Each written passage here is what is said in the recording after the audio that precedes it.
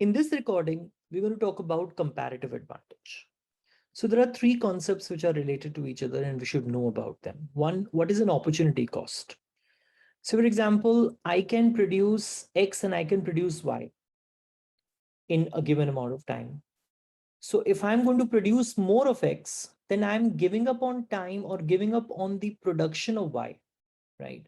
So I have a limited amount of time. I can produce X and I can produce Y. So if I'm producing more of X, I'm producing less of Y. So in order to produce more of X, the amount of the Y which I'm giving up, that's an opportunity cost, right? So that is in terms of the other good which you are giving up. When you're talking about absolute advantage, and this we have already talked about this in the earlier recording. The absolute advantage would be when a person or a country will be able to produce more with a given amount of inputs, or would be able to produce same with a lesser amount of inputs, right? That is what an absolute advantage is. Now, comparative advantage is going to use the concept of an opportunity cost. So a person or a country that has a smaller opportunity cost than the other will have a comparative advantage in that particular good. So if I have a lower opportunity cost, if I have to give up lesser amount of the other good in order to produce this good than you, then I have an opportunity, then I have a lower opportunity cost than you. And that means that I have a comparative advantage in this production, right? And what we are going to show is that the gains from trade are going to be based upon the concept of comparative advantage.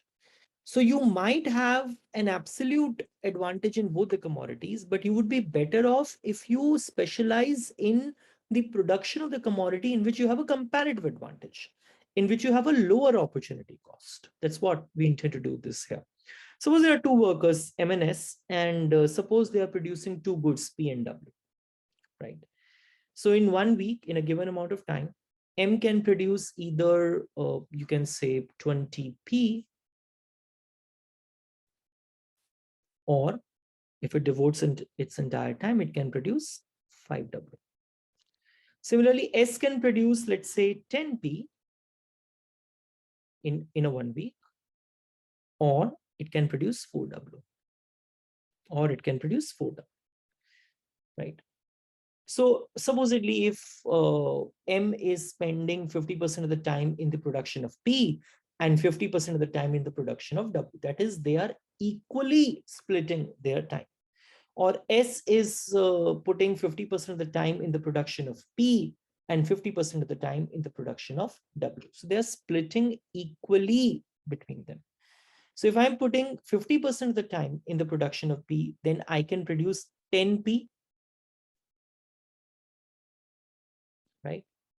And I can produce how much of this? 2.5P. This is AND. Note that this was OR, this is AND.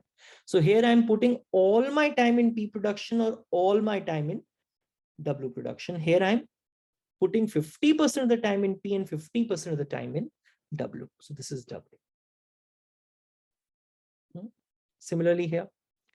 So if S is going to put 50% of the time in P production, it will be 5P. And 50% of the time in the W production, it will be 2W, right? You guys can see it very well. In a given amount of time, M can produce more P and more W. So as far as M is concerned, M has an absolute advantage in the production of both P and W. So if you're going to look at the case without specialization, so if M is producing on its own and S is producing on its own, so the total amount of P production is going to be how much? 15, right? And the total amount of W production is going to be how much? 4.5, right? This is the total production which is possible without specialization. So they are not trading with each other. They're just finding out what is the total production. Now this is important. Let us calculate the comparative advantage. let us calculate the comparative advantage. So I hope you remember that in 1 week, M can produce 20p or 5W. Yeah, 5W. And S can produce 10p or 4W, right? So what is an opportunity cost for P? So opportunity cost of P would be in terms of W, right? So just think about it. If M is producing 20p,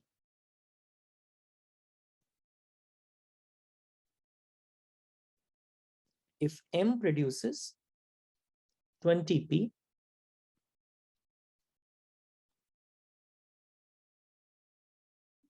she gives up 5W, right? So that you could see. So if she's producing all of P, she's giving up what she could have used that time for the W production. So if she produces 1P,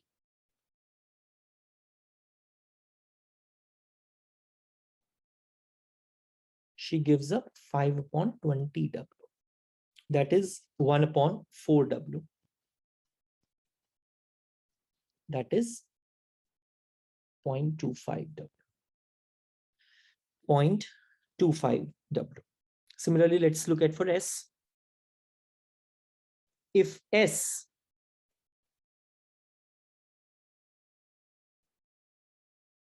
produces 10P,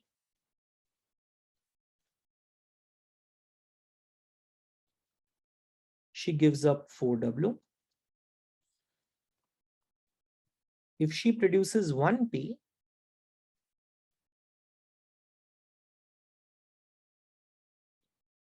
she gives up 4 upon 10W. That is 0.4W. That is 0.4W. So as far as the opportunity cost of P is concerned, M has a lower opportunity cost. So 0.25W is less than 0.4. So you can safely say that M has a lower opportunity cost in the production of P. So that would mean that M has a comparative advantage in the production of P. M has a comparative advantage in the production of P. Similarly, let us calculate the opportunity cost for W. So if M produces all his time, if M is going to utilize all his time for the W production, so she can produce 5W, but she is giving up on 20P. So if M produces 5W,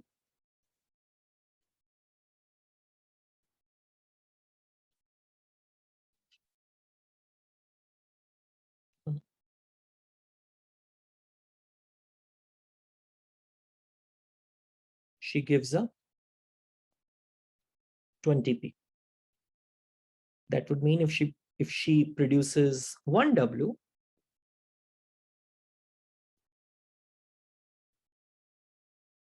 she gives up 20 upon 5P, that is 4P, right? That's an opportunity cost of W for M. What about S? If S produces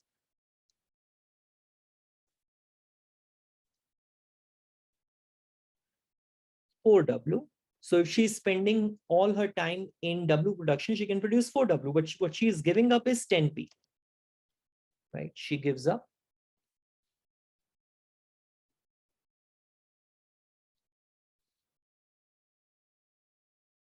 10P, right? And if she produces 1W,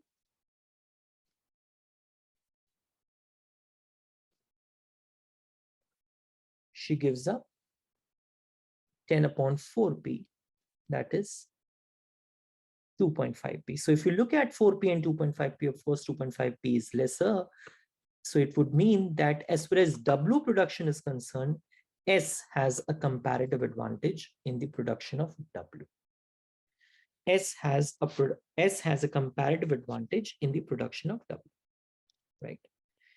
Now comes the specialization. So what we have done is that we have already found out what is so M has a comparative advantage in the production of P, and S has a comparative advantage in the production of W. Now we will try for specialization. So it may not be a complete specialization. So it's not that M is only going to produce P or S is only going to produce W. So specialization could also mean that you're going to devote a hugely, a huge amount of time for the production of the commodity in which you have a comparative advantage. And you're going to produce, and you're going to put lesser amount of time in the production of the commodity in which you have a, in which you do not have a comparative advantage. So let's say S is there. So S has a comparative advantage in W. So she will be giving more time in the production of W, and she'll be devoting less time in the production of P. Similarly, M has a comparative advantage in the production of P. And so he will be devoting more time in the production of P and lesser time in the production of W.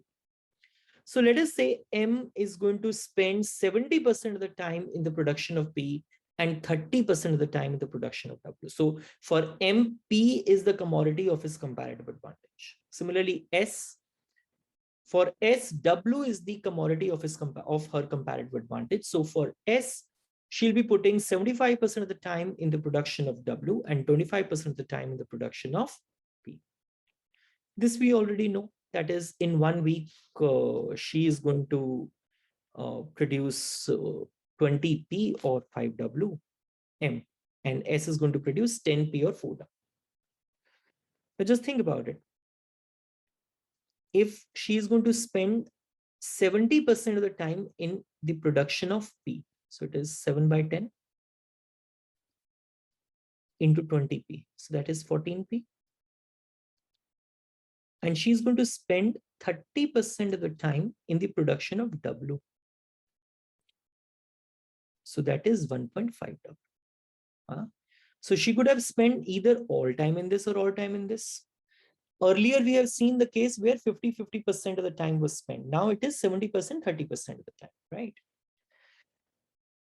S, she is spending 75% of the time in the production of W and 25% of the time in the production of P. So it is 1 by 4 into 10P. So this is 2.5P. And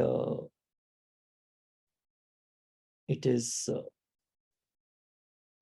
3 by 4, 75% of the time in the production of W. So it is 3W, right? So with specialization, this is going to occur. So if they're going to produce the commodity of their comparative advantage, this is going to be the case according to our assumptions. So beta, you remember without specialization, this is what we were producing, 15 and 4.5. Total production of P. Total production of P was 15 and total production of W was 4.5. And with specialization, now you look at it here. With specialization, you can produce how much? How much of P? 16.5. And how much of this guy? 4.5. This is better. No? So you have been able to increase the production of P without decreasing the production of W. No? So this is good, very good, right? That is, we have been able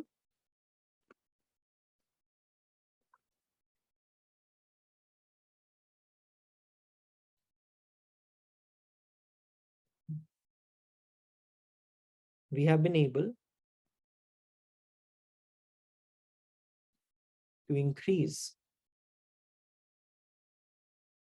the number of P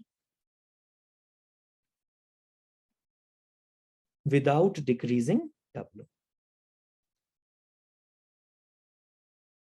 Without decreasing W, right? Now comes the trade. Trade also has to occur. Until now, we haven't talked about trade at all.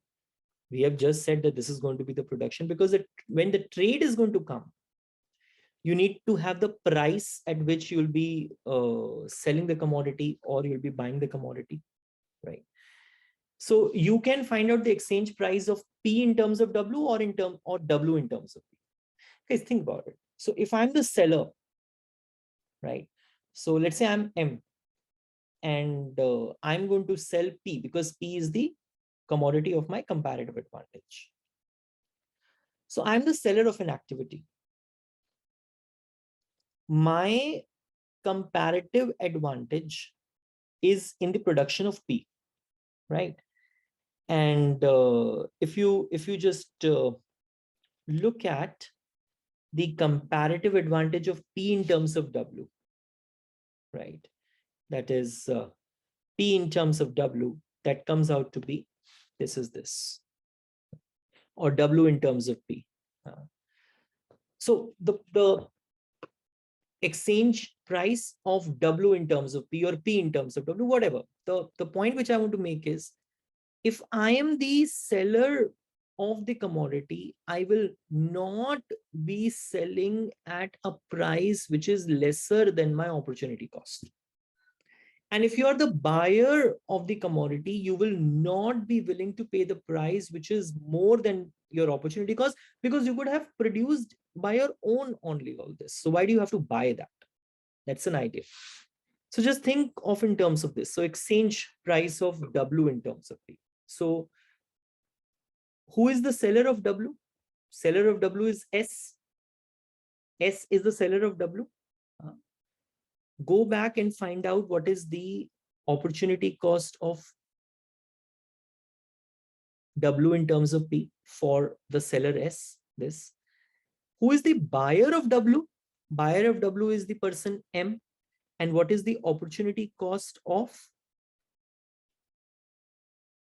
W in terms of P for M? Is this, going back here? This thing better. S has a comparative advantage in the production of W. So S will be producing W and M will be buying W. The opportunity cost of W in terms of P is 2.5. So S is not willing to sell at a price less than 2.5p. Opportunity cost of W in terms of P for the buyer is 4p. The buyer is not willing to pay more than 4p because he could produce it on his own only. So why would he pay more price than that? Why would he pay more price on that? So what price is going to be? So this, you know, that the exchange price for this is going to be between 4p and 2.5p. That is 2.5p and 4p. But what exactly is going to be the price? That depends on the bargaining power. That depends on the bargaining power. So let's say the price is 1W is equal to 3p. So for the seller, 1W is equal to 2.5p. For the buyer, 1W is equal to 4p. So that is going to lie between these 2 points. Seller is not going to sell below 2.5. Buyer is not going to pay more than 4p. So this price is below, is between them. 1W is equal to 3p. Fair enough. Okay. Now just think about it. Now just think about it. How much you are with specialization in trade. So 1W is equal to 3p. Okay. Okay. Just going back here. You remember this? This much I can produce with specialization. 14p. I am M, let's say, and you are S. So I can produce 14p and 1.5W. So let me just write that here. I can produce on my own 14p and 1.5W, right? And you guys are S. You can produce 2.5p and 3W. Let me just write that also. You guys are S, 2.5p and 3W. No? Okay. I am the buyer of W. You guys are the seller of W, right? So when you sell 1W, so this 1W is reduced from here. It becomes what? That is 2. But in addition, I mean, in exchange of 1W, you are getting 3P. So this becomes 5.5P. This becomes 5.5P. You with me? When you give me 1W, I am M. This thing becomes 2.5W. But in return, I have to give you 3P, and this becomes 11. And this becomes 11P. No, this becomes 11P. Do you remember that without trade, what is it that we were producing? M was producing 10P and 2.5W. S was producing 5P and 2W. No? So 10P and 2.5W.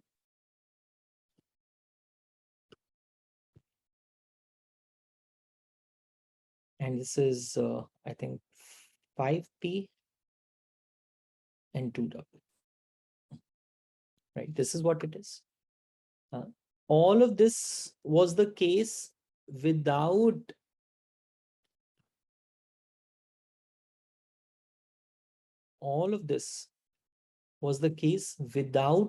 specialization in trade.